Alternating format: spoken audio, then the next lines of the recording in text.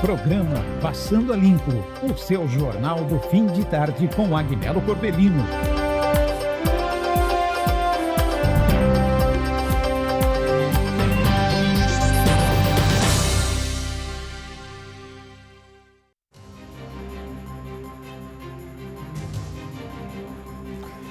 Boa tarde, Cuiabá, boa tarde, Mato Grosso, mas muito boa tarde mesmo a você que está sintonizado novamente comigo aqui na nossa TV Mato Grosso, canal 27. Sejam todos bem-vindos a mais um programa Passando a Limpo. Lembrando que hoje é quinta-feira, estamos caminhando para mais um final de semana. Anote aí, é dia 21 de agosto do ano de 2025 e eu espero que você tenha tido um dia maravilhoso, que Deus tenha já lhe abençoado ricamente, abundantemente no transcorrer de todo esse dia, porque estes são os votos e o desejo de toda a equipe e de toda a produção do programa Passando a Limpo. Nós estamos assim, ó, coladinhos, juntinhos novamente, e eu espero que você fique comigo do começo até o final deste programa, viu? Olha, muita movimentação nos corredores da política mato-grossense, muitas críticas, muita gente falando sobre o pronunciamento do prefeito Abílio Brunini com relação à educação no estado de Mato Grosso, sobretudo com relação à situação do ensino na Universidade Federal aqui de Mato Grosso. Muita gente também já discutindo as eleições de 2026. Mas os problemas para a sociedade continuam. Ônibus precários, problema na mobilidade urbana, tá o caos andar em Cuiabá, tá difícil demais ainda, não temos as melhorias que gostaríamos na área da saúde. Enfim, tudo isso vai ser discutido no programa desta quinta-feira. Eu quero você comigo participando aqui do Passando a Limpo, tá bom? Bem, olha, eu já quero começar o programa de hoje, são 17 horas e 3 minutos, 17 e 3. Hoje fez calor, não fez? Quente pra caramba, hein? Ontem eu falei que não ia chover aqui em Cuiabá e choveu. Choveu aí na sua comunidade? Choveu aí na sua cidade? Ontem eu fui surpreendido com uma chuva aqui na capital. Embora não tenha sido nem uma chuva muito forte, mas já ajudou demais a melhorar o clima e amenizar a umidade relativa do ar, né? Daqui a pouco eu trago o tempo e a temperatura aqui no Passando a Limpo também. Mas eu quero falar do balanço policial, porque as últimas 24 horas aqui no estado de Mato Grosso foram muito movimentadas. A polícia trabalhou pra caramba, os casos não param, as tentativas de homicídio também não. E a violência contra a criança continua, além do que já sabemos, que contra as mulheres está em alta aqui no estado de Mato Grosso. Vem comigo e acompanhe o balanço policial.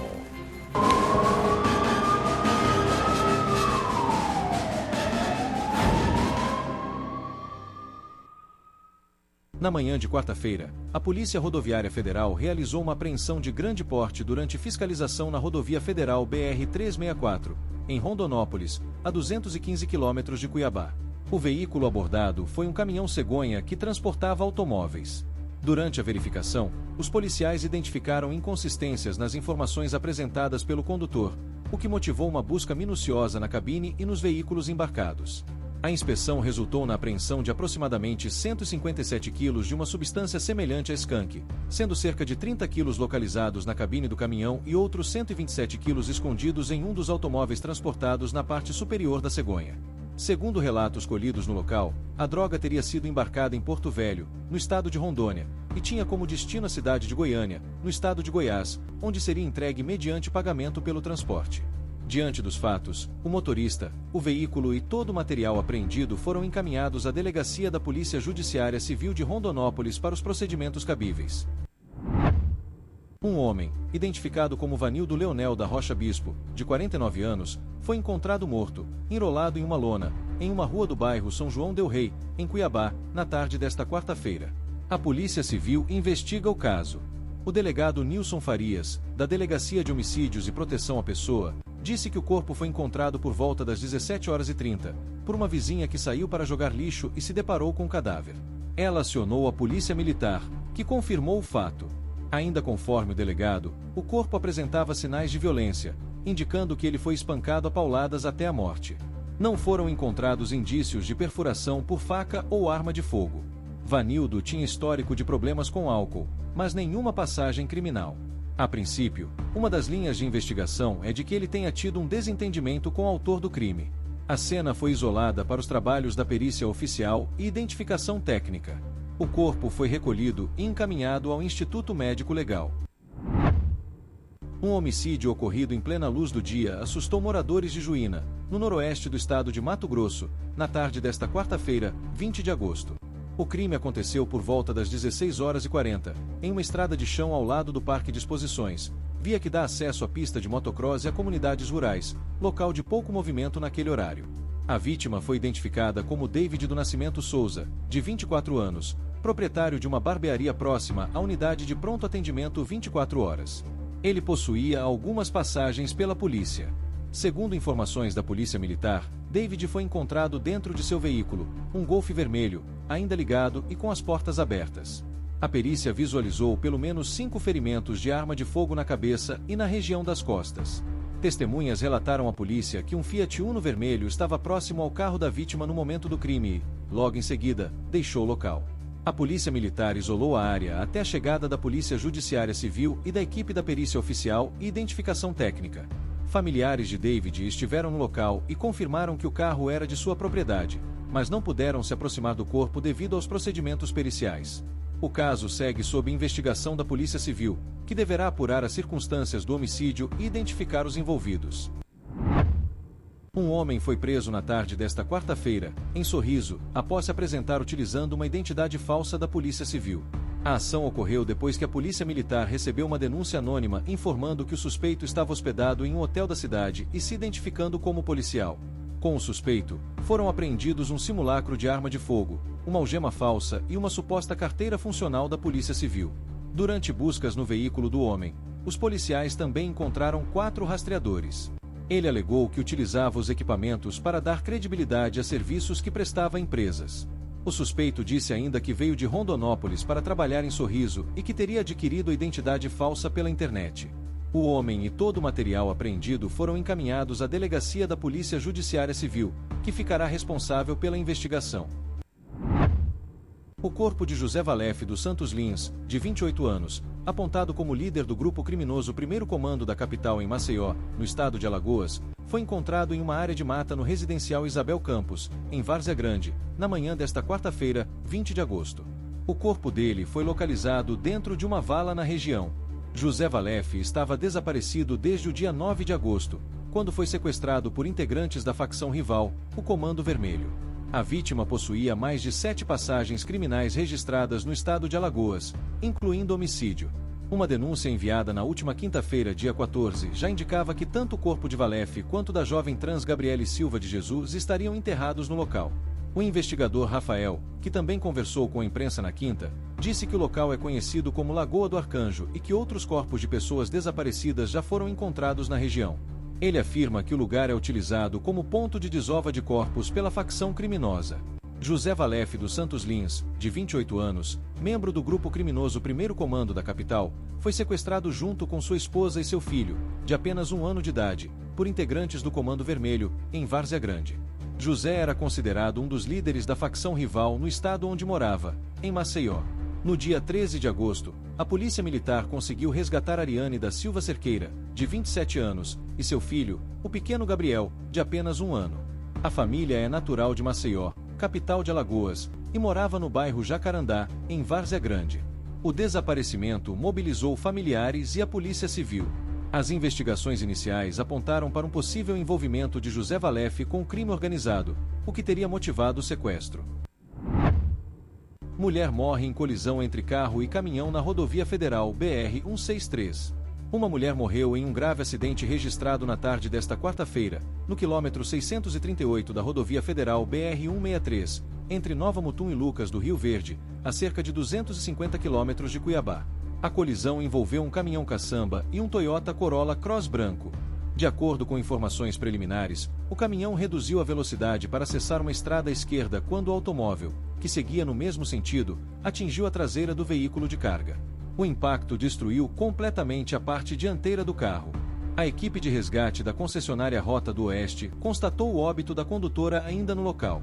O passageiro, marido da vítima, foi socorrido pela ambulância da concessionária e encaminhado para uma unidade de saúde em Nova Mutum. O motorista do caminhão não sofreu ferimentos e recusou atendimento médico. A Polícia Rodoviária Federal investiga a dinâmica do acidente. Valdeir Santos de Souza, de 41 anos, conhecido como Sujeira, foi encontrado sem vida dentro do caminhão que dirigia na rodovia dos Imigrantes, em Cuiabá, sentido Trevo do Lagarto, próximo ao posto Locatelinho, nesta terça-feira, 19 de agosto. Ele estava desaparecido desde a tarde de segunda-feira, dia 18, quando saiu de Cáceres, onde trabalhava como caminhoneiro autônomo, com destino a Cuiabá para realizar um frete.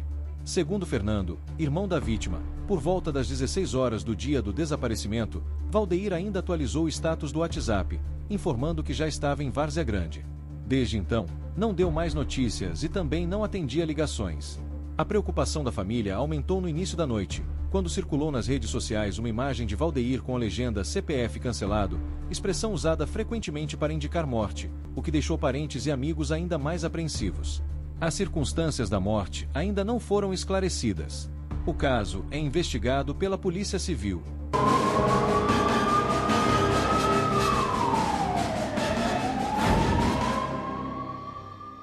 Obrigado pelas informações e não para por aí.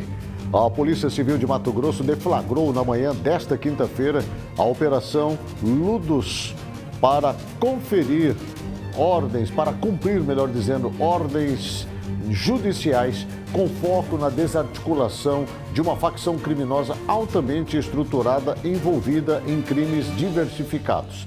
Dentre eles, jogos de azar, estelionato, tráfico de drogas, lavagem de capitais. As investigações foram conduzidas pela Gerência de Combate ao Crime Organizado, a GCCO, e também a Delegacia de Repreensão ao Crime Organizado. Acompanhe a reportagem. Luxo, imóveis de alto padrão, ostentação. Tudo isso estava ligado a um grupo criminoso que agia na região metropolitana de Cuiabá com tráfico de drogas, estelionato, lavagem de dinheiro e até nos jogos de azar, as chamadas bets. Esse grupo foi alvo da Operação Ludus Sórdidos, da Polícia Civil, nesta quinta-feira. Mais uma vez a gente demonstra que a ideia não é só realizar a prisão, é realizar a prisão também e é sufocar e quebrar financeiramente as organizações criminosas. Então a operação de hoje é uma demonstração clara dessa atuação da Polícia Judiciária Civil no enfoque de prisões e também do lado financeiro, sufocando e quebrando financeiramente os tentáculos dessas organizações criminosas. Foram cumpridas pela Gerência de Combate ao Crime Organizado 38 ordens judiciais. Entre elas estão 10 mandados de prisão, 8 de busca e apreensão e 8 de sequestro de imóveis, além de bloqueios de contas, totalizando um prejuízo aos bandidos de mais de 13 milhões de reais. Praticamente, o que a gente conseguiu identificar, praticamente todos os bens móveis e imóveis desses criminosos foram identificados, foram sequestrados e bloqueados. Ao menos 7 imóveis na região ali do bairro, Osmar Cabral, Jardim Liberdade e outros bairros espalhados também na capital, foram sequestrados. As investigações da Polícia Civil apontam ainda que esse grupo criminoso praticava os crimes se escondendo atrás de ações sociais nos bairros e comunidades. Um exemplo, um dos integrantes era presidente de um time de futebol amador. Mais uma vez a gente vê um faccionado, sendo proprietário, presidente de um time de futebol, justamente para trazer ou se aproximar da população mais carente, outras atividades assistencialistas, como fornecimento de cestas básicas, gás, enfim, justamente promovendo esse apoio à população carente ali, o que a gente chama agora de lavagem de imagem. Parece cena de filme, né? O que nós estamos vendo acontecer. Parece aquele cenário colombiano, né? Onde os traficantes dominavam praticamente as cidades, o país. E nós vimos inúmeros filmes de Pablo Escobar, onde ele era o queridinho na sociedade, onde ele se misturava com a sociedade, ele ajudava a sociedade, ele alimentava a sociedade, ele dava presentes, ele, enfim, atendia às necessidades da população e era protegido por ela. O que nós estamos vendo acontecer em Mato Grosso, basicamente é isso. As facções criminosas cumprindo um papel social na sociedade, agindo tal qual o Estado age. oferecendo condições, dando atendimento, cuidando da população. E enquanto isso, estão traficando, estão assaltando, estão roubando, estão matando, estão sitiando regiões aqui do estado de Mato Grosso. Isso é um tapa na cara da sociedade. Ainda bem que nós temos um corpo de policiais como esse que vocês estão vendo aqui, delegados extremamente responsáveis, delegados extremamente profissionais, que estão fazendo cumprir a lei e que estão trabalhando duramente para desarticular essas facções criminosas que de proteção para a população não oferecem coisa alguma, muito pelo contrário. Por trás de uma cesta básica tem um revólver. Por trás de um assistencialismo tem a maldita droga. Por trás de uma prática esportiva de incentivo à comunidade tem uma verdadeira formação de novos aliados do crime. Parabéns mais uma vez à nossa gloriosa Polícia Civil pelo trabalho. Olha, eu quero pegar o gancho. Coloca a imagem para mim do governador. Tem a próxima matéria para mim que eu quero falar de uma fala, inclusive, do governador Mauro Mendes com relação a uma situação que aconteceu na área da segurança aqui no estado de Mato Grosso. Você se lembra que recentemente 2 faccionadas escaparam da penitenciária feminina? Você se lembra disso? Olha, que problema para o sistema prisional aqui do estado de Mato Grosso, né? 2 bandidas, criminosas, uma com pena a cumprir de mais de 250 anos. Só uma, com penas a cumprir de mais de 250 anos. Elas escaparam da penitenciária feminina aqui de Cuiabá pela porta da frente. E o governador Mauro Mendes disse que vai mostrar a cara dos servidores que facilitaram ou que estão facilitando a entrada de objetos ilícitos dentro do sistema prisional ou facilitando a fuga deles. Acompanhe a fala do governador Mauro Mendes. Está tendo falha, com certeza. Eu já cobrei duramente o secretário de Justiça, eles estão investigando, existem indícios lá que em breve a gente vai mostrar isso, né, muito forte, e a gente está trabalhando duramente para identificar responsáveis. Com certeza, mas para ter fuga daquele jeito ali, porque alguém falhou, alguém cooperou. E eu estou exigindo... Vai cortar na carne, Mauro? Se for preciso, vai cortar na carne? Mas já cortamos várias vezes, nós tivemos 11 policiais penais presos. Vocês têm dúvida disso? Já prendemos advogados, já prendemos um monte de gente lá. As coisas mudaram lá dentro. E é contra essas mudanças que estão dificultando a atuação que existe hoje, né, isso que eu estou investigando, alguma coisa articulada para tentar, né, desconstruir esse belíssimo trabalho que está fazendo. Mas não vai parar, vai continuar. A flexibilização do Sandro Lobo preocupa, governador? Como é que é? A ação ao Sandro Lobo preocupa? Agora vai poder receber visitas? Sair do isolamento. Olha, existem coisas que estão sendo tratadas, né, e que algumas, nem todas, chegam ao meu conhecimento, porque eu não consigo estar no dia a dia de todas as secretarias, que eu não posso falar com elas, porque existem estratégias em curso. Ponto. A possibilidade de envolvimento de diretor dessas penitenciárias, vereador? Não posso afirmar isso. Não posso afirmar isso. Eu posso afirmar, como qualquer um tem um bom senso, que houve falhas. Essas falhas têm que ser apuradas e os responsáveis têm que ser mostrados publicamente e penalizados na forma da lei. E aí está a palavra do governador Mauro Mendes. E nós vamos, obviamente, aguardar, porque eu tenho certeza que a área de investigação, de inteligência das nossas polícias, da Secretaria de Segurança Pública, sobretudo do sistema prisional, já tem ideia de quem são ou quais são os responsáveis por esta fuga. Porque não é possível, gente, não é possível mesmo ver isto acontecer aqui no estado de Mato Grosso dentro do sistema prisional, que tem sido, obviamente, palco de inúmeras reclamações e de um trabalho muito forte por parte do setor aqui no estado de Mato Grosso. Vamos aguardar, viu? Bom, eu saio aqui de cena e vou falar da Secretaria de Educação, Olha, a educação aqui no estado de Mato Grosso, aqui em Cuiabá, no município, ultimamente tem sido palco de grandes discussões, né?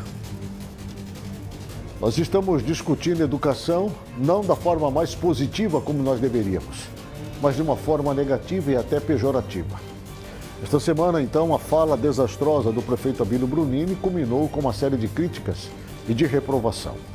Embora o prefeito Abílio Brunini tenha admitido exagero na fala dele, daqui a pouco nós vamos trazer este assunto aqui no programa Passando a Limpo. Mas agora, existe uma outra situação ainda ocorrida na visita do ministro Barroso aqui no estado de Mato Grosso.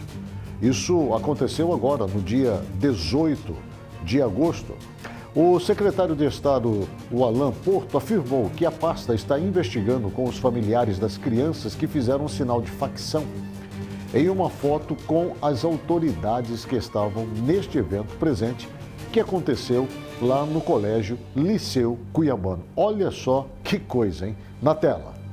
A gente tem um trabalho estratégico para combater qualquer tipo de violência dentro do ambiente escolar, né? Dentro das nossas unidades, a gente tem a equipe psicossocial, que é um psicólogo, que é um assistente social. Quando acontece esse tipo de coisa, dentro das providências tomadas, a gente chama as famílias, conversa, procura entender o que aconteceu, ouve o estudante, né? A gente não pode permitir que esses símbolos, que essas coisas, que qualquer tipo de violência dentro do ambiente escolar possa acontecer. Então a gente está atento a esse tipo de coisa. Eu não tinha conhecimento dessa foto, né? Eu vi aqui agora a foto e com certeza a nossa equipe já está tomando as providências, conversando com as famílias e conversando com os estudantes. Bem, aí está a fala do secretário Alan com relação aos sinais que a meninada fez ao tirar foto com as autoridades lá. É um problema sério hoje que deve ser enfrentado com muita sabedoria por parte da área da educação aqui no estado de Mato Grosso, assim como quero crer em todo o país. Lidar com essas crianças que estão sendo profundamente provocadas, incentivadas através das redes sociais a se sentirem tranquilos com relação aos atos que são praticados pelas facções criminosas, que têm usado personagens conhecidos desta galera e, de certa forma, incentivando-os a fazerem parte deste grande movimento, que é um movimento, na verdade, criminoso, mas que passa, às vezes, despercebido no meio desta meninada que está dentro das escolas. E aí o modismo, né, as amizades acabam influenciando esses meninos sem saberem o que estão fazendo, em muitos casos, a agirem igual a esses que fazem parte de facções. Problema isso daí. Como tem sido também para o prefeito Abílio falar a respeito da manifestação dele com relação àquilo que ele acha e pensa do ensino federal aqui do estado de Mato Grosso. Aliás, o prefeito de Cuiabá justificou as críticas ao ensino da UFMT, alegando que a universidade tem sido usada para militância política de esquerda e enfrenta problemas de segurança dentro do campus. Acompanhe a fala do prefeito Abílio. O prefeito de Cuiabá, Abílio Brunini, usou as redes sociais para justificar uma fala em que havia classificado o ensino da Universidade Federal de Mato Grosso como de baixa qualidade. Segundo ele, a declaração foi uma crítica aos problemas enfrentados pela instituição, como a presença de pessoas que, segundo o prefeito, utilizam a universidade para militância política de esquerda, além da falta de segurança no campus. Bem, o meu comentário sobre a Universidade Federal é sobre os dias de hoje, o momento que a universidade tem passado, o momento que ela tem chegado, onde a militância política partidária parece ser a prioridade da universidade. Tem aí uma morte de uma senhora aí que faleceu, uma assassinada dentro da própria universidade, está tendo muito roubo, muito problema com a insegurança dentro da própria instituição. Nós ainda temos aí uma série de militâncias políticas dentro dessa instituição, muito mais para uma vertente ideológica, muito mais entregue às vertentes da esquerda, principalmente dentro da universidade. e o compromisso com o ensino de qualidade que ela deveria ter como prioridade acaba ficando um pouco de lado. Quando você percebe que não só a Universidade Federal do Estado de Mato Grosso, mas isso acontece com praticamente quase todas as universidades públicas no nosso país durante a gestão do atual presidente aí, do Lula no caso, até corte de orçamento. A universidade não consegue fazer limpeza. Eu mesmo mandei emendas para a universidade para fazer as obras e eles não conseguiram dar conclusão das obras por razão de que entraram em greve no período de protocolar o projeto para poder receber o recurso das emendas que eu mandei. Eu fui o deputado federal que mais mandou emendas para a Universidade Federal do Estado de Mato Grosso. Aí, o que acontece? A universidade, em nome da universidade, faz moção de repúdio contra mim por causa de pronome neutro. Usa a instituição para fazer militância política. Aí, meu amigo, não tem como comparar com outros tipos de adjetivo. Mas eu até me coloco aí. Existe muita gente boa dentro da universidade. Existe muito professor bom dentro da universidade. Existe muito estudante bom dentro da Universidade Federal que tem resistido contra uma certa ideologia destrutiva que tem tomado conta daquela instituição. Lembre-se, a Universidade Federal de Mato Grosso não pode se tornar um partido político. Isso nós não podemos aceitar, tá bom? Bem, eu não sei se essa fala do prefeito Abílio ajudou ou piorou ainda mais a situação. Sinceramente, eu não sei.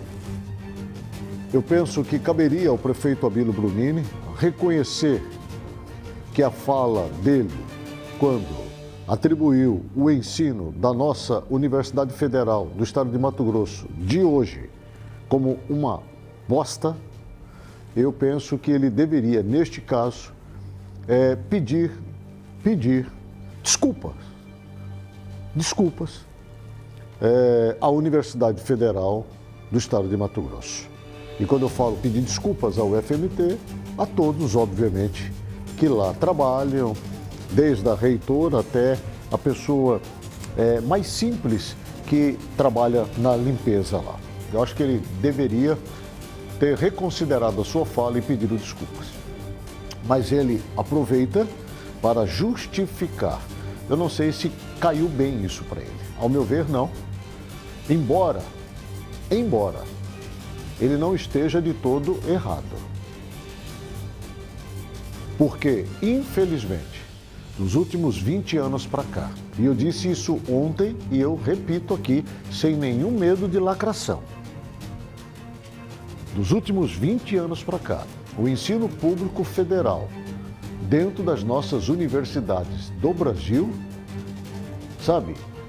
se deterioraram por conta da forte manifestação política, partidária, ideológica, descabível dentro da área do ensino público federal neste país. E a Universidade do Estado de Mato Grosso não está fora disso. As universidades federais do Estado de Mato Grosso estão sucateadas, abandonadas. O ensino público federal que hoje temos está muito aquém daquilo que um dia já foi. Se nós formos fazer um comparativo aqui da nossa Universidade Federal do Estado de Mato Grosso, do que era e do que é hoje, nós vamos ver que nós tivemos uma regressão, uma perda absurda da qualidade do ensino. E eu deixo aqui muito claro, não é culpa dos professores somente. Não é culpa dos gestores somente. É que verdadeiramente não investiram na continuidade da tecnologia, dos centros de pesquisa, do aperfeiçoamento, da melhoria e da elevação da qualidade do ensino público federal.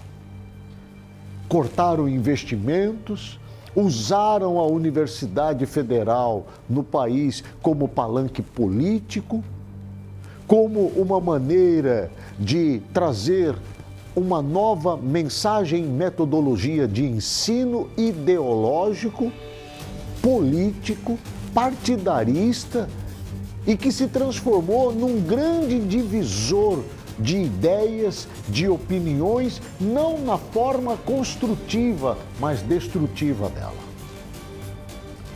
Quando eu olho para a Universidade Federal do Estado de Mato Grosso hoje, a exemplo do que já foi um dia, com reitores extraordinários, com um corpo de professores espetaculares, referência na área de pesquisa, como um dia já tivemos aqui no estado de Mato Grosso, a área médica, da medicina na universidade era uma coisa absurdamente elogiada a nível de Brasil. Hoje, tudo isso, ao meu ver, se perdeu. Não por completo, porque ainda temos condições de melhorar e muito. Mas da forma como nós estamos vendo ser conduzida essa questão, a nossa expectativa ela é muito pequena. Dias atrás, a reitora gravou um vídeo juntamente com o seu corpo administrativo pedindo ajuda da sociedade, pedindo dinheiro para manutenção, para as despesas dentro da Universidade Federal de Mato Grosso. E eu não vi um político sequer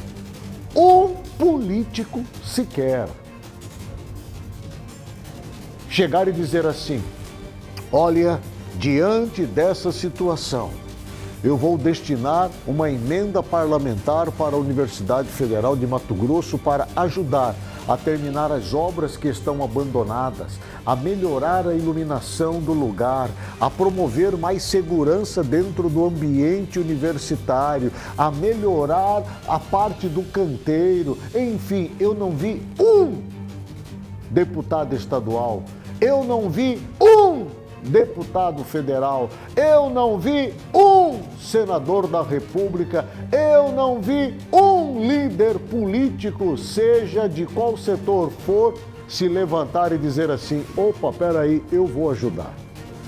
Você viu algum?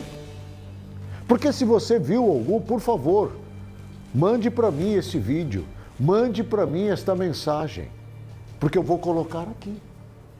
Agora, depois do que o Abílio falou sobre a Universidade Federal de Mato Grosso, quando ele atribuiu a péssima qualidade hoje do local, mas infelizmente ele não soube expressar isto,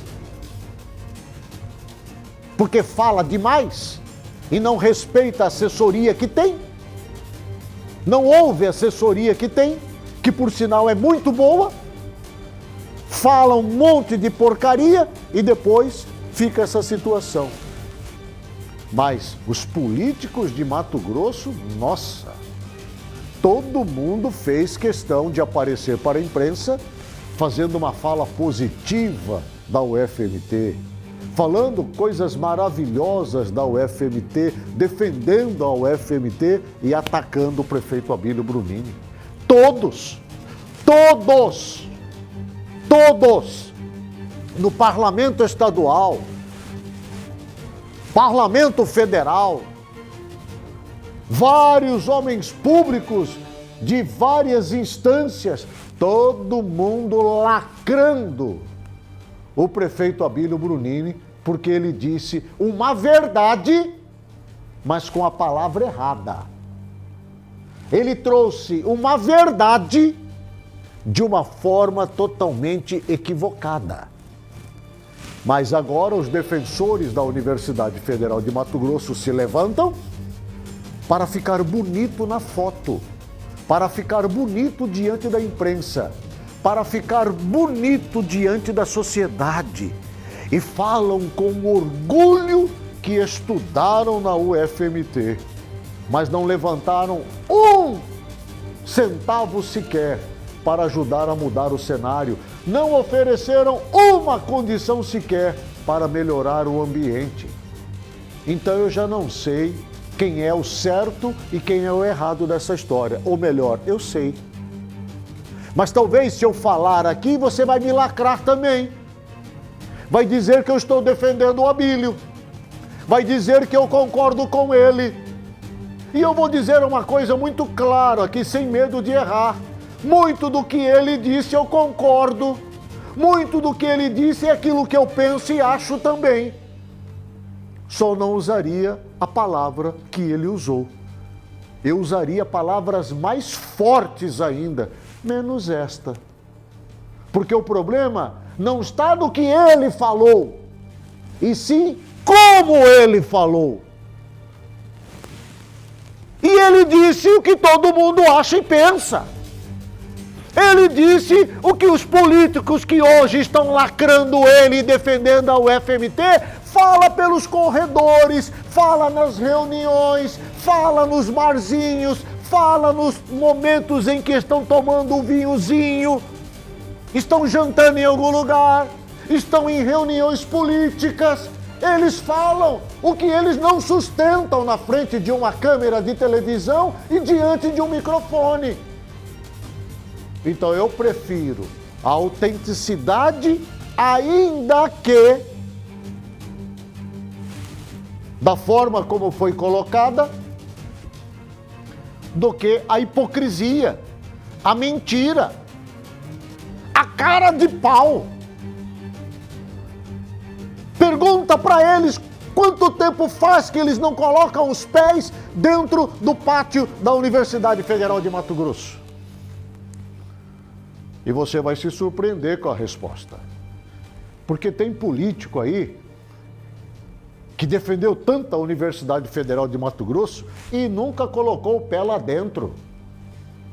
Não sabe sequer como é uma sala de aula dentro da Universidade Federal de Mato Grosso.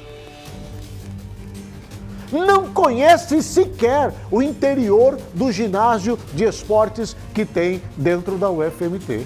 Não sabe sequer como funciona o restaurante estudantil da Universidade Federal de Mato Grosso. Não sabe nem sequer onde ficava o lindo e maravilhoso zoológico que um dia nós tivemos dentro da UFMT. Mas as redes sociais não levam em consideração a isso. As redes sociais, o que leva em consideração são as hipocrisias, a mentira, a falsidade. Infelizmente, essa é a realidade. Né? Essa é a realidade. Bom, sobre isso, o governador Mauro Mendes falou e emitiu a sua opinião dentro daquilo que ele acha ou pensa. Vamos ouvi-lo. Mauro Mendes respondeu de forma breve às críticas feitas pelo prefeito de Cuiabá sobre a qualidade do ensino nas escolas estaduais. O prefeito havia afirmado que o estado ocupa a 8ª posição no país porque a qualidade do ensino é ruim em todo o Brasil.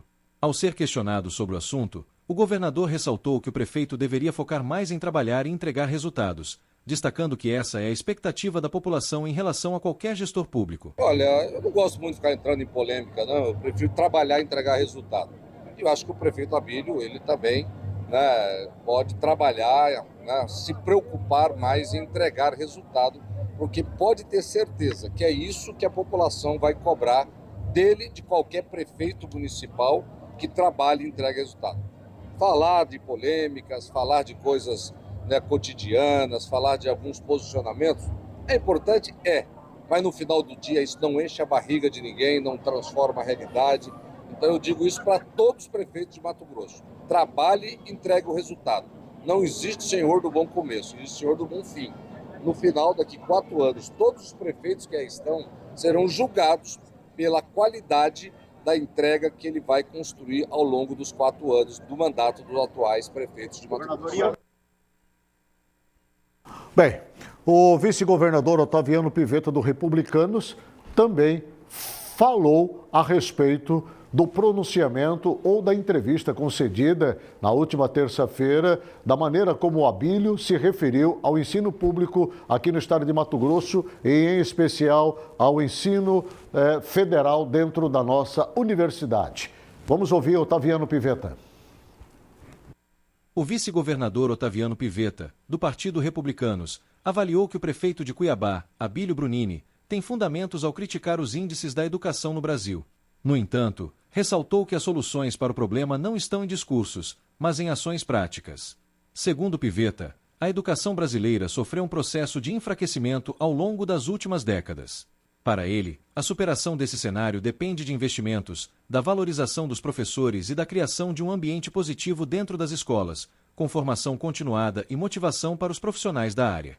A manifestação ocorreu após Abílio Brunini destacar que, mesmo Cuiabá estando entre as 8 cidades com melhores índices educacionais do país, a posição revela a fragilidade da educação brasileira como um todo. O vice-governador também relembrou sua experiência como prefeito de Lucas do Rio Verde, no início dos anos 2000, quando implantou um modelo educacional que considera emancipador. Ele reconheceu que, em gestões anteriores, houve falta de alinhamento entre o governo estadual e a prefeitura de Cuiabá, mas afirmou que atualmente o cenário é de conciliação e cooperação, com foco em resultados concretos. O prefeito de Cuiabá meio que desdenhou desse avanço. Ele, anteontem, deu uma declaração falando que se Cuiabá Mato Grosso está em 8º lugar na educação do Brasil, só mostra que a educação do Brasil está muito ruim. Você acha que foi infeliz? Ele não deixa de ter razão. A educação no Brasil, ela foi, ao longo do tempo, destruída. Né? Isso aconteceu depois do regime militar, nós assistimos isso. Né? Assistimos isso. Então, em alguma medida ele tem razão, mas eu acho que não é com narrativas que nós vamos resolver o problema, é com trabalho. Né? E o que nós estamos fazendo é melhorando o sistema continuamente, fazendo investimentos, motivando nossos professores, qualificação continuada, energia positiva dentro das escolas. Né? Não tem outro caminho. Eu vivi isso numa escala bem menor em Lucas do Rio Verde, na virada do milênio. Nós fizemos lá um sistema de educação que é emancipador. E é isso que nós estamos buscando fazer no estado e Cuiabá também. Tivemos um problema com Cuiabá no período passado, recente, que não tinha entrosamento, né? Mas agora tem. E essas narrativas nós vamos fazer a conciliação e vamos buscar o resultado, que é isso que nos interessa. Uma palavra sensata do vice-governador Otaviano Pivetta. Eu vou para um rápido intervalo comercial, são 17 horas agora e 43 minutos. Volto na sequência falando de um projeto de lei que prevê multa administrativa de R$5 mil para agressores em caso de violência doméstica. Não sai daí não, eu espero você.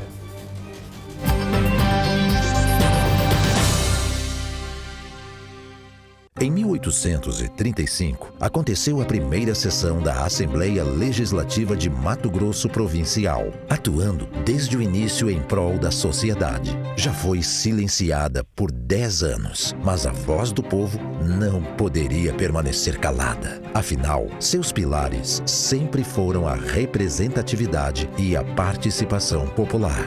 São 190 anos impulsionando o desenvolvimento de um Estado que é referência no país. Cuidando, fiscalizando, atuando por mais dignidade e inclusão para os mato-grossenses e lutando contra o feminicídio. Todas essas ações são a nossa voz, a do povo, sendo ouvida e representada pela Assembleia, que junto da população construiu e vai continuar construindo cada conquista dessa história. Assembleia Legislativa de Mato Grosso, 190 anos. Uma história de trabalho e conquistas. E aí, gurizada? Olha que voo lindo, seu mano! Aquapark Pantanal!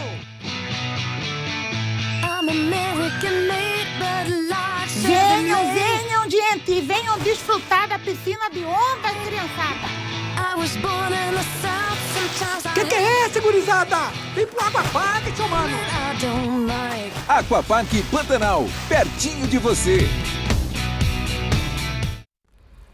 No passado, Mato Grosso enfrentou incêndios que atingiram o nosso meio ambiente. Mas a resposta foi imediata. A Assembleia Legislativa de Mato Grosso uniu esforços e recursos para combater as queimadas e preservar a vida. Por meio da Comissão de Meio Ambiente, a Assembleia vem trabalhando incansavelmente. E graças às leis de proteção e preservação, podemos ver o cenário de destruição dando lugar novamente à nossa natureza. O projeto Pantanal teve 50% de seus recursos financiados pela Assembleia para viabilizar sustentabilidade em fazendas e o retorno dos pantaneiros.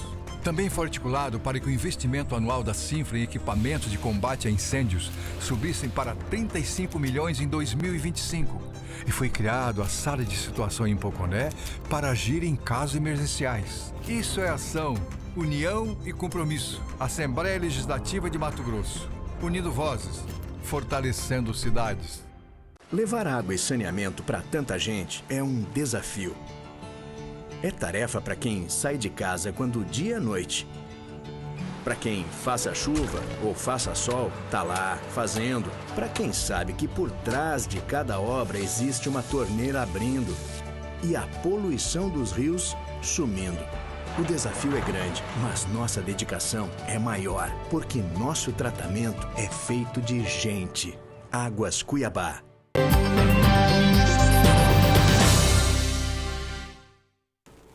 De volta com o programa Passando a Limpo, são 17 horas agora e 46 minutos, 17h46. Olha, eu terminei o primeiro bloco falando de um projeto de lei aqui em Cuiabá que prevê multa administrativa de R$5 mil para agressores em caso de violência doméstica, com recursos destinados a políticas de prevenção e enfrentamento da violência contra a mulher. Acompanhe comigo. Assista a matéria. A Câmara Municipal de Cuiabá vai analisar um projeto de lei que pode estabelecer uma multa administrativa de R$5 mil para agressores em casos de violência doméstica e familiar contra a mulher, registrados dentro da capital do estado de Mato Grosso. A proposta é de autoria do vereador Rafael Ranalli. A multa será aplicada a quem provocar o acionamento dos serviços públicos, como atendimento médico, psicológico, transporte de emergência ou assistência social, em decorrência de violência física, sexual ou psicológica. A penalidade também pode ser estendida a pessoas que tenham conhecimento das agressões e não as comunicarem às autoridades. O valor da multa poderá ser aumentado em 50% em casos de reincidência e em 100% se a agressão resultar em aborto ou morte da vítima. Os recursos arrecadados serão destinados ao Fundo Municipal dos Direitos da Mulher de Cuiabá, gerido pela Secretaria Municipal da Mulher, para financiar políticas públicas de prevenção e enfrentamento da violência doméstica e familiar. Caso o acionamento dos serviços públicos ocorra de forma irresponsável ou motivada por má-fé, a pessoa que fizer a denúncia deverá pagar a multa de R$5 mil.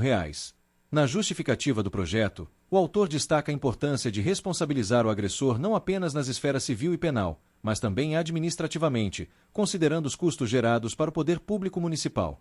O projeto ainda precisa passar pelas comissões temáticas antes de ser submetido ao plenário da Câmara.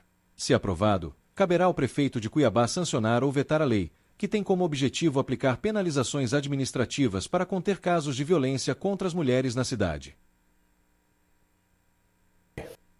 Eu particularmente não acredito nesse projeto. E eu também duvido muito que ele passe na Câmara Municipal. A menos que os nossos nobres vereadores consigam, no mínimo, depois,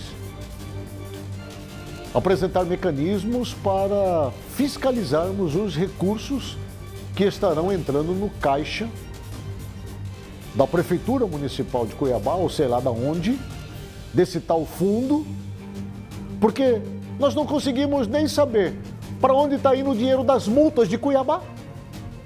Nós não conseguimos fiscalizar e nem saber para onde está indo o dinheiro que são arrecadados certinho, porque não há uma prestação de conta.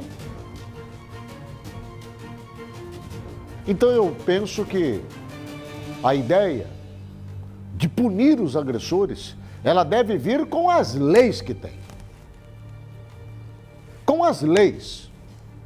E se tiver que pagar alguma multa, que pague esta multa de forma pesada e deposite este dinheiro do pagamento dessa tal multa para as vítimas da violência, as mulheres.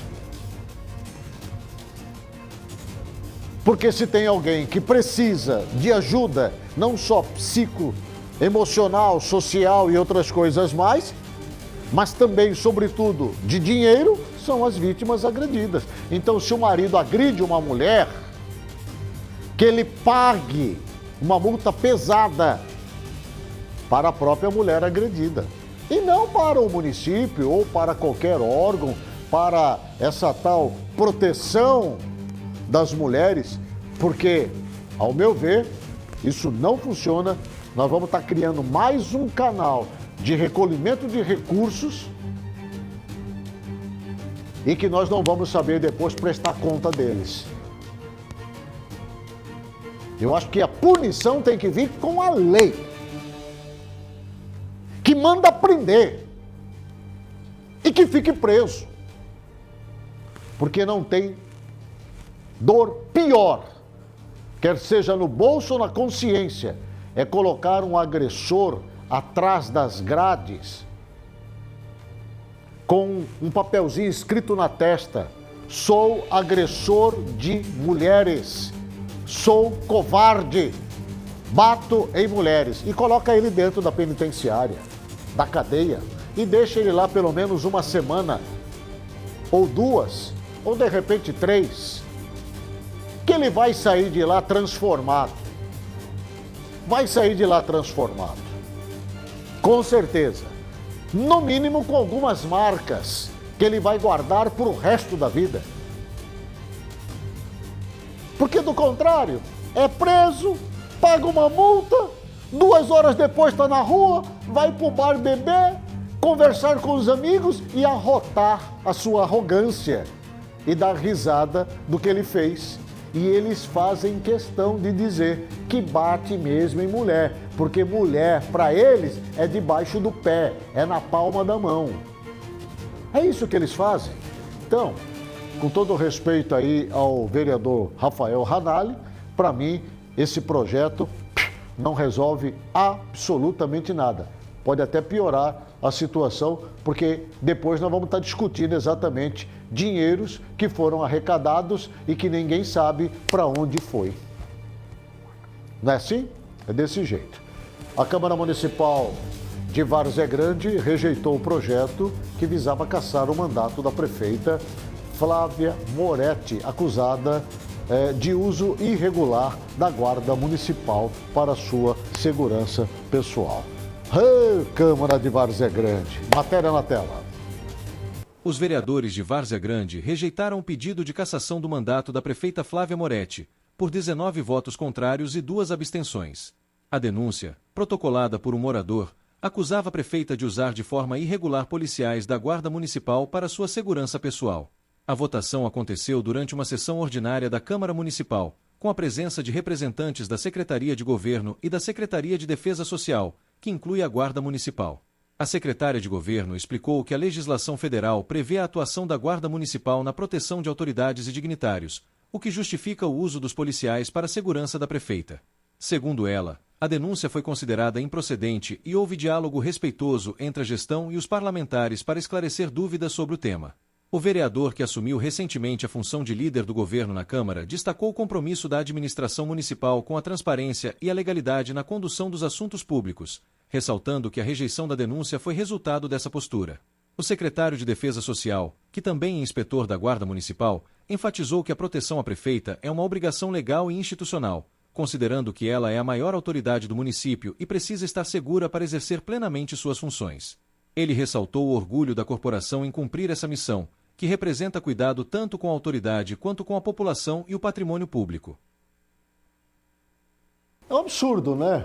Discutir cassação da prefeita Flávia Moretti, porque ela precisou do amparo, da proteção da Guarda Municipal de Várzea Grande. Pô, ela é prefeita, cara.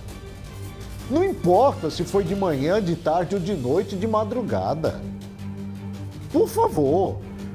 Isso é incabível, discutir uma pauta dessa, querer cassar o mandato de uma prefeita, porque ela usou a segurança municipal em favor dela. Isso é prerrogativa dela. Ela tem total autoridade sobre isso. Ela pode fazer isso a hora que ela quiser. Ela pode manter segurança na porta da casa dela 24 horas por dia. Ela pode ter seguranças do município acompanhando ela 24 horas por dia, onde quer que ela vá. Até mesmo em festas, eventos, lançamentos, aonde ela estiver. Ela é uma autoridade, é a principal autoridade do município de Várzea Grande. Nós temos que parar com essa hipocrisia, essa conversa fiada, que surge nas redes sociais, através de postagens, de videozinhos, de fotos, mostrando uma pessoa, uma autoridade, alguém público, sabe, nos lugares, como se eles não pudessem ir, como se eles não fossem pessoas normais, como se eles não estivessem inseridos na sociedade.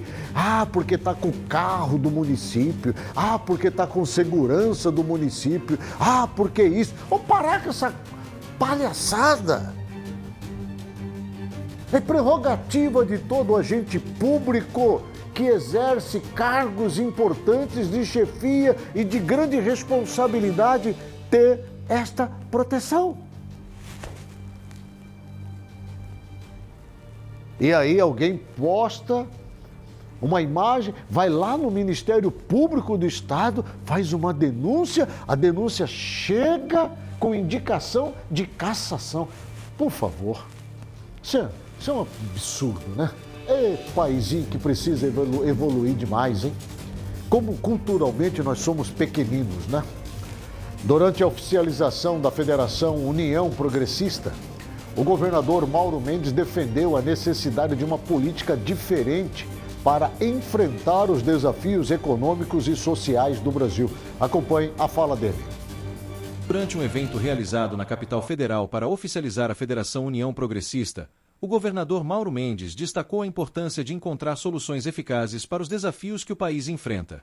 A cerimônia contou com a presença de lideranças nacionais dos partidos União Brasil e Progressistas, além do ex-senador Cidinho Santos.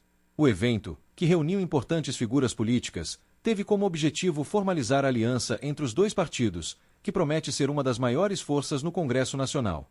Mendes aproveitou a ocasião para ressaltar a necessidade de recuperar a confiança da população na política partidária, alertando para os graves problemas econômicos e sociais que o Brasil deve enfrentar nos próximos anos, como a crise fiscal e a segurança pública. Aqui representamos muitos dos outros nossos colegas que estão nos nossos partidos em todo o país. E eu pergunto a vocês, o que a população brasileira espera de nós? O que eles esperam desse momento ou de alguns outros momentos que nós, que nos dizemos líderes partidários, apresentamos à sociedade brasileira? Eu sei que grande parte da população olha para nós, os partidos, para a política, com certo descrédito, descrença, muitas vezes desesperança. Nós temos que reconhecer que esse problema não é nosso, ou tão somente nosso. Há muitas décadas nesse país, a política e os resultados do Estado brasileiro deixaram a desejar. O cidadão, ele tem uma certa razão, que depois de tantas frustrações, ele tem mostrado a sua revolta com decisões que muitas vezes parecem disruptivas, parecem que em alguns momentos são incompreendidas, mas no fundo está ali a sua manifestação do comportamento com a política e com aquilo que nós temos produzido ao longo das últimas décadas. Eu espero sinceramente que essa união desses dois partidos seja, e tenho certeza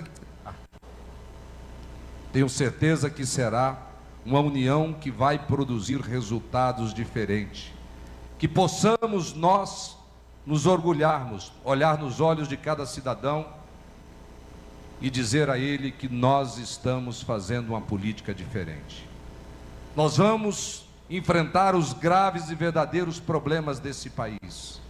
Não da política pela política, não da eleição pela eleição, não da eleição para a próxima eleição e para a reeleição, e o tempo passa, a vida continua e os problemas também. O Brasil vai enfrentar nos próximos anos a pior crise fiscal da sua história. O Brasil vive hoje gravíssimos problemas na segurança pública. E nós, partidos políticos, temos que debater isso com mais profundidade. E é isso que eu espero da União Progressista, e é isso que eu tenho certeza que esse partido será capaz de produzir nos próximos meses e anos. Que a eleição do ano que vem, mais uma vez, nós não sejamos surpreendidos pelo resultado como talvez poderíamos dizer que fomos nas últimas. E é isso que eu espero dessa união progressista. Mais que uma união de grandes duas forças, de muitos grandes líderes regionais, mas que nós possamos sintetizar aquilo que o cidadão brasileiro tem na sua esperança no Brasil, no povo brasileiro. E se a política é um problema, mas é ela também a solução. Se nós não formos capazes de produzir as soluções, é de nós que tem que vir essas soluções. Então, parabéns a todos os líderes, Rueda, Ciro, em nome de tantos outros que colaboraram e cooperaram, mas de cada afiliado que representa a política do União Progressista, e que nós sejamos capazes, nos próximos anos, de orgulhar a nós mesmos, os nossos filhos e a nação brasileira. Boa tarde, bom evento a todos. Bonita fala, importante também do governador Mauro Mendes.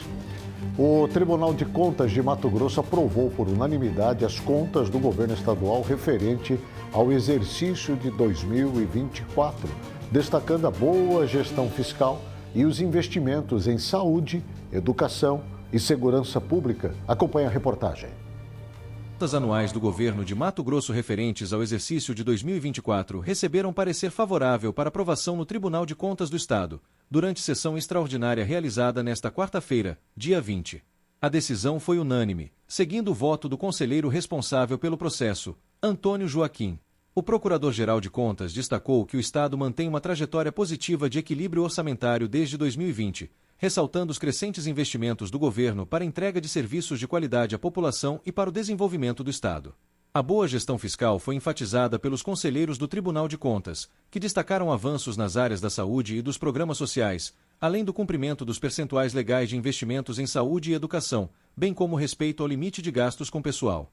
O conselheiro Gonçalo Domingos de Campos Neto ressaltou que o resultado geral apresenta um cenário muito positivo e demonstra responsabilidade na gestão pública. O presidente do Tribunal de Contas parabenizou a gestão estadual pelas melhorias alcançadas no Estado ao longo dos últimos anos, destacando a condução eficiente do governo e o atendimento às orientações do tribunal. Ele afirmou que a atual administração é a melhor dos últimos 20 anos, ressaltando o empenho constante em promover avanços para Mato Grosso. O relatório das contas referentes ao ano de 2024 foi entregue ao Tribunal de Contas no mês de abril e evidenciou a ampliação dos investimentos e a boa gestão fiscal realizada pelo Estado. Também foi informado que Mato Grosso arrecadou cerca de 39,1 bilhões de reais em 2024, aplicando aproximadamente 5,7 bilhões de reais em setores como saúde, educação, segurança pública e infraestrutura. Com o parecer favorável do Tribunal de Contas, as contas agora seguem para análise da Assembleia Legislativa.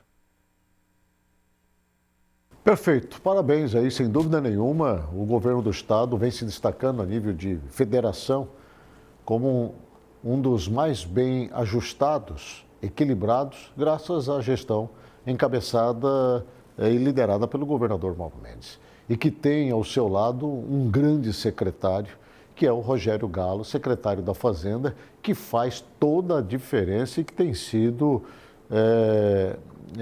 muito assertivo nas tomadas de decisões, ajudando, obviamente, a encontrar o equilíbrio que o Estado precisa para continuar crescendo. Eu vou para um rápido intervalo comercial, volto na sequência, não sai daí não.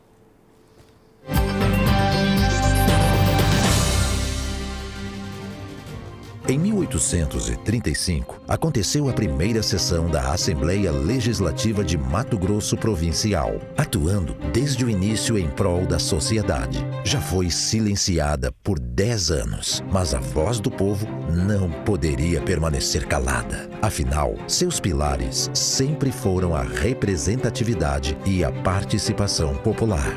São 190 anos impulsionando o desenvolvimento de um Estado que é referência no país. Cuidando, fiscalizando, atuando por mais dignidade e inclusão para os matogrossenses e lutando contra o feminicídio. Todas essas ações são a nossa voz, a do povo, sendo ouvida e representada pela Assembleia, que junto da população construiu e vai continuar construindo cada conquista dessa história. Assembleia Legislativa de Mato Grosso, 190 anos. Uma história de trabalho e conquistas. E aí, gurizada! Olha que voo lindo, seu mano! Aquapark Pantanal! Venham, gente! Venham desfrutar da piscina de onda, criançada! Que é esse, gurizada? Vem pro Aquapark, seu mano! Aquapark Pantanal, pertinho de você. No passado, Mato Grosso enfrentou incêndios que atingiram o nosso meio ambiente. Mas a resposta foi imediata. A Assembleia Legislativa de Mato Grosso uniu esforços e recursos para combater as queimadas e preservar a vida. Por meio da Comissão de Meio Ambiente, a Assembleia vem trabalhando incansavelmente. E graças às leis de proteção e preservação, podemos ver o cenário de destruição dando lugar novamente à nossa natureza. O projeto Pantanal teve 50% de seus recursos financiados pela Assembleia para viabilizar sustentabilidade em fazendas e o retorno dos pantaneiros. Também foi articulado para que o investimento anual da Cinfra em equipamentos de combate a incêndios subissem para 35 milhões em 2025. E foi criado a Sala de Situação em Poconé para agir em casos emergenciais. Isso é ação, união e compromisso. Assembleia Legislativa de Mato Grosso. Unindo vozes, fortalecendo cidades. Levar água e saneamento para tanta gente é um desafio. É tarefa para quem sai de casa quando dia é noite.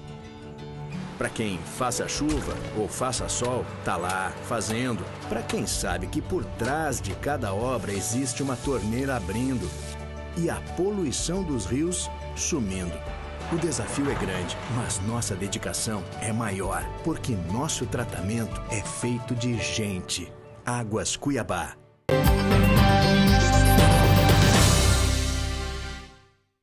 De volta com o programa Passando a Limpo, são 18 horas agora e 7 minutos. Muito boa noite a você e muito obrigado a todos que chegaram agora e passam a nos assistir ao vivo aqui na TV Mato Grosso, canal 27. Fiquem tranquilos, caso vocês tenham perdido, e olha, já falei sobre muitos assuntos importantes aqui nos 2 primeiros blocos do programa, e caso você não tenha assistido, amanhã às 6h30 da manhã, esse programa é reprisado aqui na TV Mato Grosso até às 8. Então, das 6h30 às 8 da manhã, você pode voltar a assistir o programa Passando a Limpo de hoje. E vai valer a pena, porque o primeiro e o segundo bloco foi daquele jeito que você gosta, né? E nós já falamos sobre a situação envolvendo a fala do prefeito Abílio Brunini com relação à situação da Universidade Federal do Estado de Mato Grosso. Já emiti minha opinião também, já ouvimos o governador Mauro Mendes, o vice-governador Otaviano Pivetta. Enfim, eu acho que vai valer a pena, caso você não tenha assistido e ouvido, ir lá amanhã às 6h30 da manhã, e vai estar postado também nas redes sociais, no canal do YouTube do programa Passando a Limpo. Bom, deixa eu falar sobre as eleições 2026. O prefeito de Cuiabá, Abílio Brunini, declarou apoio ao governador Mauro Mendes e ao deputado federal José Medeiros para as eleições ao Senado de 2026. Rejeitou uma aliança entre seu partido, o PL, e o MDB de Janaína Riva. Ele falou da nora do líder maior do partido no estado, o senador Wellington Fagundes. A matéria aqui na tela. O prefeito de Cuiabá, Abílio Brunini, declarou que não apoiará nenhuma candidatura ao Senado caso haja uma aliança entre seu partido e o MDB nas eleições do próximo ano. Para ele, o MDB em Mato Grosso não representa pautas de direita, mantendo alinhamento com a esquerda. Abílio também se posicionou contra qualquer coligação entre os 2 partidos no estado, destacando que, embora essa união tenha ocorrido em outras regiões do país, o contexto local é diferente. Ele citou que integrantes do MDB em Mato Grosso fazem parte da base do atual governo federal, incluindo o deputado federal Emanuelzinho, vice-líder na Câmara. Além disso, o MDB foi o partido que abrigou por anos o principal adversário político de Abílio, o ex-prefeito Emanuel Pinheiro, que atualmente está filiado ao PSD. Para as eleições ao Senado no próximo ano, Abílio declarou apoio ao atual governador de Mato Grosso e ao deputado federal José Medeiros. Já deixo claro, os meus pré-candidatos ao Senado é o José Medeiros e o Mauro Mendes. Esses são os meus pré-candidatos ao Senado. Se o PL quiser fazer parceria com o MDB, no caso da Janaína, ter algum grau de relacionamento próximo com o senador, problema deles. Eu não vou seguir. Deixo claro, não apoio o MDB. Em nada. Não busco vínculo com o MDB. Não tenho um relacionamento com o MDB. e não vou ter nenhum tipo de participação política partidária que se aproxime disso. Deixo claro esse meu posicionamento. Deixo bem claro. Não tenho nada contra Janaíno como pessoa, nem nada disso. Mas é uma estratégia política. O meu pré-candidato ao Senado é o senador José Medeiros, e o meu pré-candidato ao Senado é o senador Mauro Mendes. Esses são os dois pré-candidatos ao Senado que eu estou trabalhando. Se o senador Wellington Fagundes quer ser candidato ao governo, ele é um bom nome, não tem problema nenhum. Pode ser candidato ao governo do PL. Se o Otaviano Pibeta é candidato ao governo, tudo bem, é um ótimo nome também. Tem uma boa representatividade, tem conhecimento, pode ajudar o Estado. Tudo bem, não tem problema nenhum da disputa entre os dois. Só que o meu pré-candidato ao Senado é o senador José Medeiros e o meu pré-candidato ao Senado é o senador Mauro Mendes. Fora disso, tem diálogo. E não adianta tentar pegar e fazer composição com o MDB para dar uma roupa de direita para aquele partido. Não adianta. O MDB é da Simone Tebet, pô. O MDB tem um monte de ministério no governo Lula. O MDB é a base do Lula. Ah, mas foi o Valdemar que falou que em alguns casos pode. É, porque lá em São Paulo tem o Nunes, que tem um posicionamento um pouco divergente. Mas são casos atípicos. E o Valdemar é de São Paulo. Então ele tem mais essa percepção daquele estado. Mas aqui no estado de Mato Grosso, o Emanuelzinho, que é vice-líder do Lula, é do MDB. O Valtenir Pereira é do MDB. O Bezerra é do MDB. A turma do MDB aqui em Mato Grosso não é de direita. A turma do MDB aqui em Mato Grosso é de esquerda. É de esquerda. Isso se estende aos grupos que estão ali dentro. Se ela quer continuar no MDB, ela está num partido voltado à esquerda. Se ela quiser ser candidata à direita, sai de lá e vai caçar um partido mais à direita. Ou de centro, ou de direita. Mas no nosso caso, deixo bem claro, o pré-candidato a Senado que eu defendo chama-se José Medeiros, e o pré-candidato a Senado que eu defendo chama-se Mauro Mendes. Fora disso, não tem construção política partidária com o MDB. Eu mesmo nunca procurei MDB para nada. O MDB era o partido do Emanuel. Emanuel esteve no MDB. Poxa, se você pegar os nomes do MDB aí, você vai ver o histórico que tem. Bem, aí está a fala do prefeito Abílio Brunini. O governador Mauro Mendes prorrogou até o ano de 2032 o programa de incentivo fiscal para a cultura do algodão aqui no estado de Mato Grosso. Isso, obviamente, beneficia mais de 2.000 produtores e consolida o estado como o maior produtor do país. Mauro Mendes decidiu prorrogar até 2032 o programa de incentivo à cultura do algodão em Mato Grosso.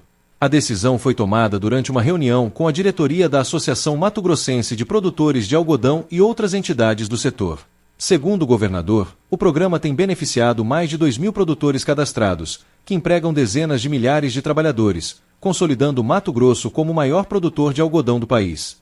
A prorrogação reconhece a importância e a contribuição do setor ao longo de mais de 20 anos. O diretor-presidente da associação destacou a relevância dos produtores de algodão no estado, cuja safra prevista para 2024-2025 deve alcançar cerca de 2,85 milhões de toneladas da pluma.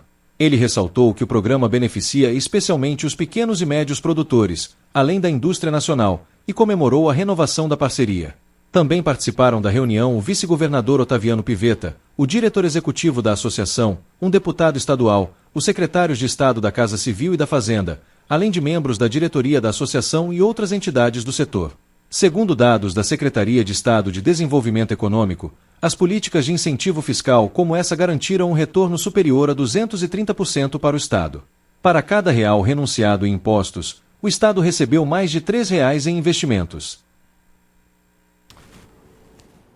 Corretíssimo, né? A postura do governador Mauro Mendes, caramba.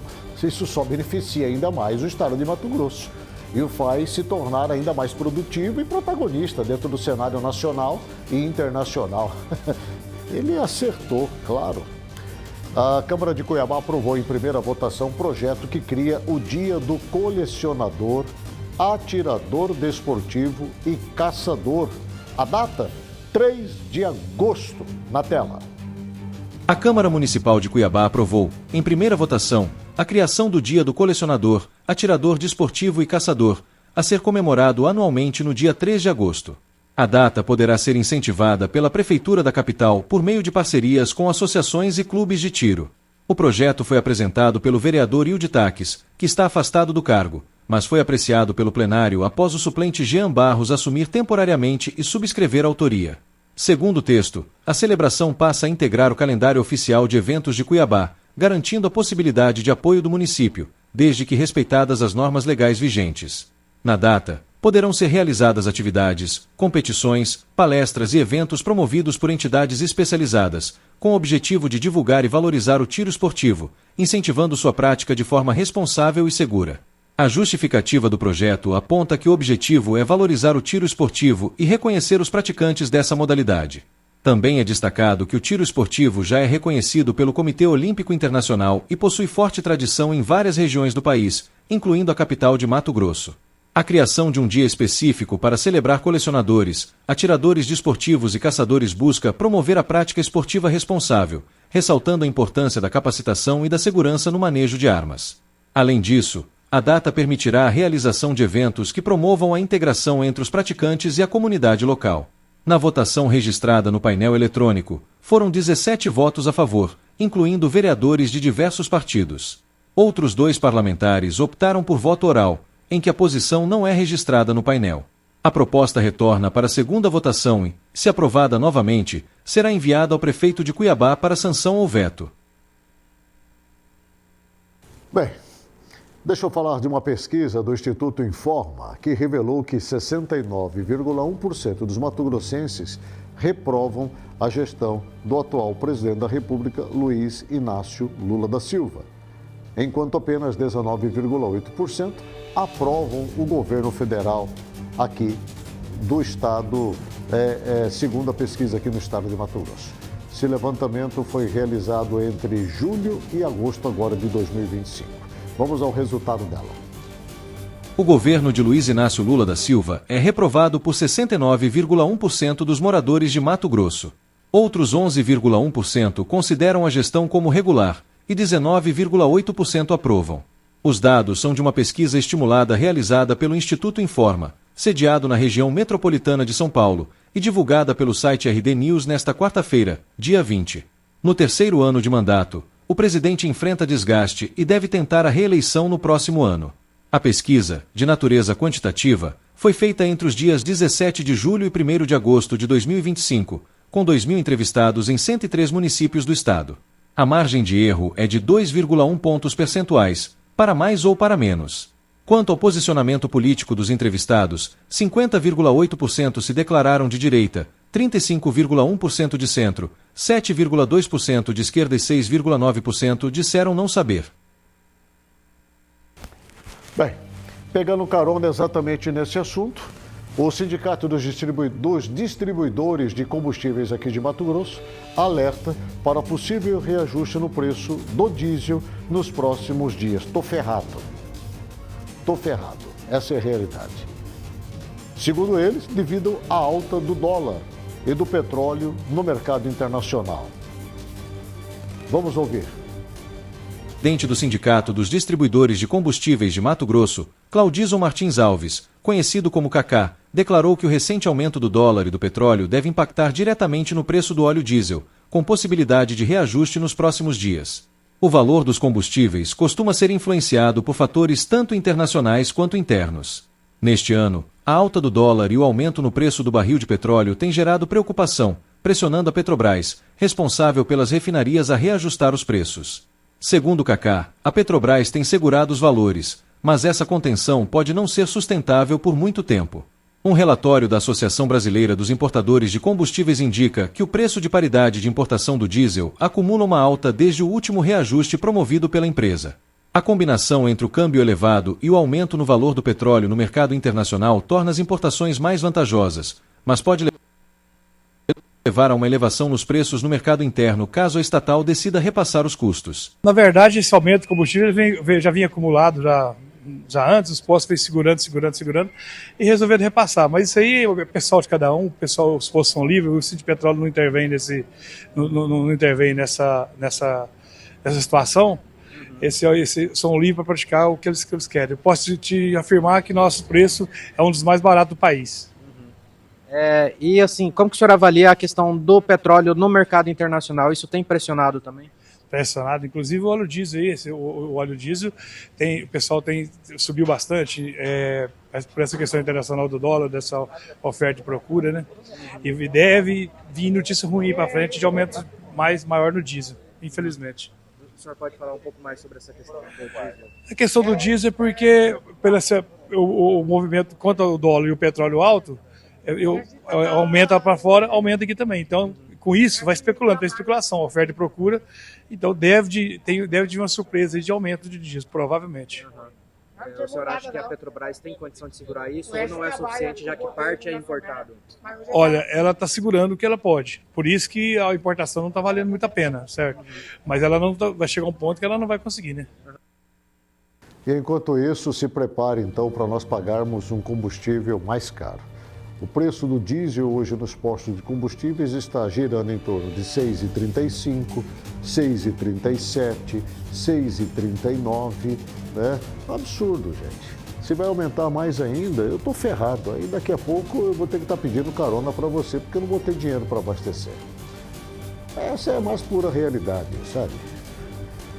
O secretário de Saúde de Mato Grosso, Gilberto Figueiredo, garantiu na Assembleia Legislativa que os serviços da Santa Casa de Misericórdia de Cuiabá não serão interrompidos mesmo com a venda do hospital para pagamento de dívidas trabalhistas e o fim do período de intervenção pelo governo estadual. Confira a fala dele.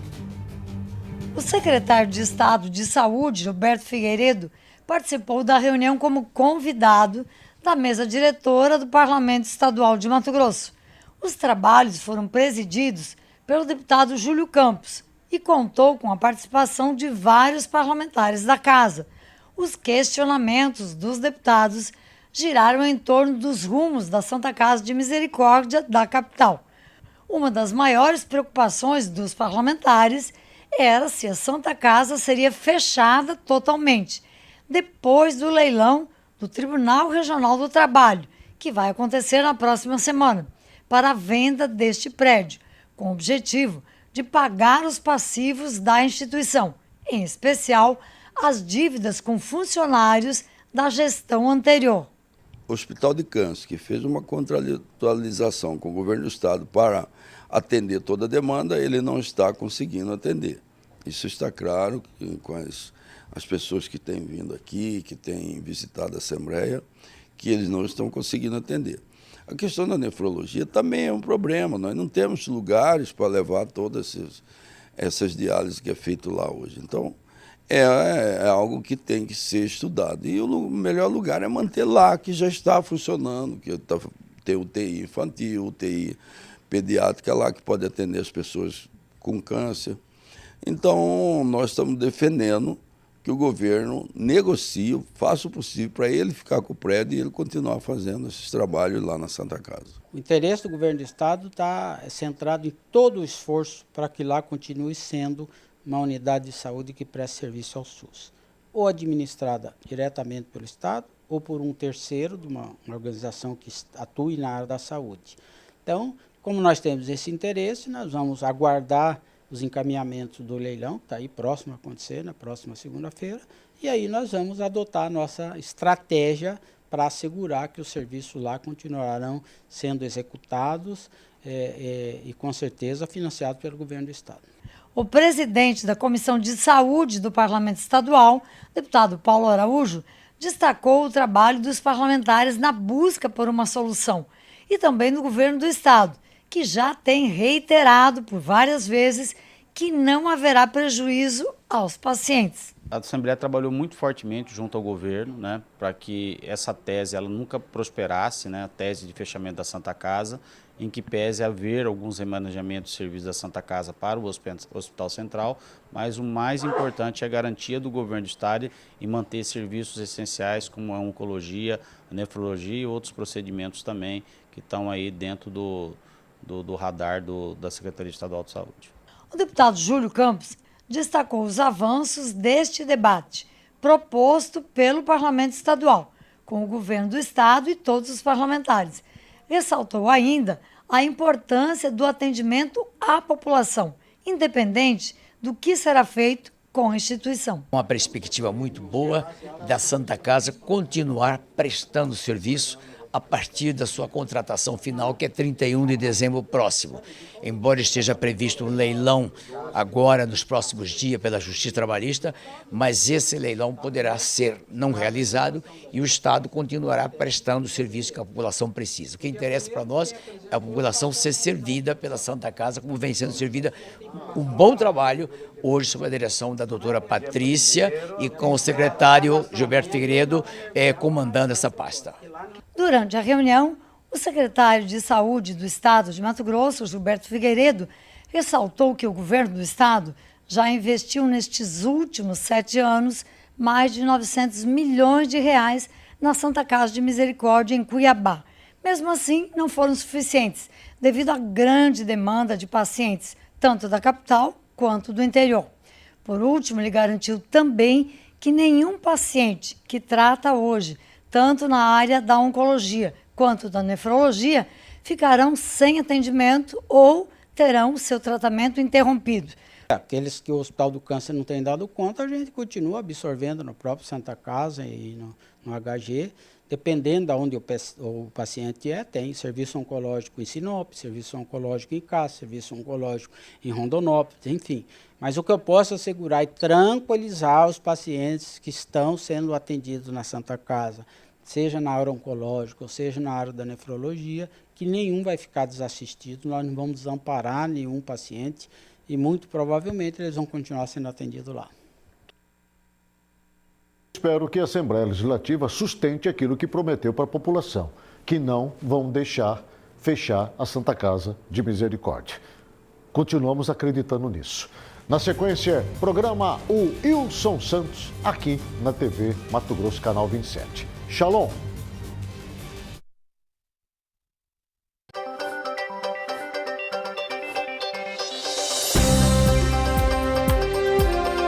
Programa Passando a Limpo, o seu jornal do fim de tarde com Agnello Corbellino.